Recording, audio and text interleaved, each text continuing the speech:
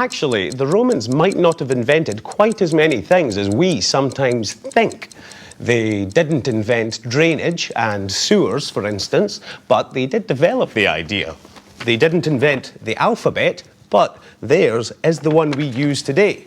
And they didn't invent roads. They just tended to build very straight ones so they could move their armies from one place to another as quickly and efficiently as possible. But we are pretty sure that they invented underfloor heating, which is a good job too if you're coming up to Scotland. Actually, it's a little bit hot now. Could you turn it down? Great. And what else? Ah, yes.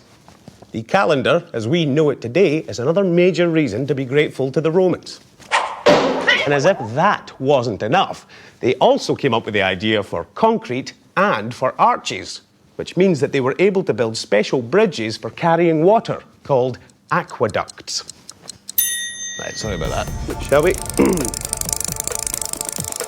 So, self-cleaning teeth, eh? I'm in. I heard that the Roman 9th Legion mysteriously disappeared in Caledonia. Is that true?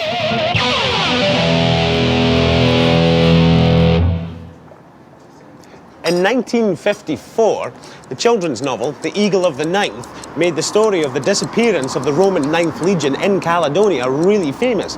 However, research has since shown that the Roman 9th Legion didn't actually disappear. They were sent off to fight in Germany.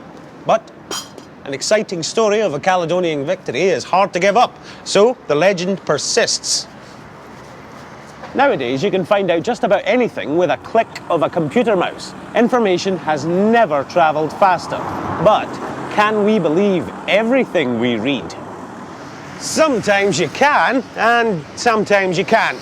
The Romans did keep written accounts, but you should be careful not just to believe their version of events.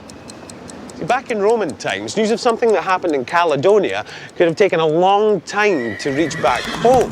And by the time it did, it could have been distorted and twisted beyond recognition. Just like today, when people exaggerate stories to make themselves look good.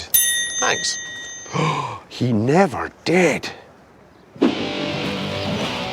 What did the Romans do for fun in Caledonia? In southern parts of Britannia, the remains of amphitheatres have been discovered. These were sometimes used to hold gladiator fights. People flocked to watch gladiators fight each other to the death.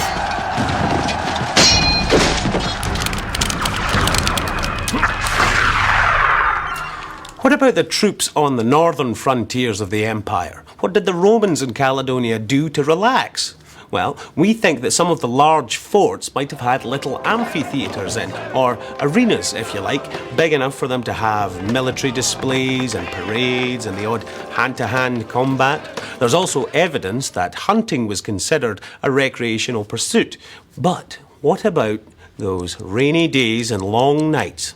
Well, gaming pieces, boards and dice have all been found in what we now call Scotland.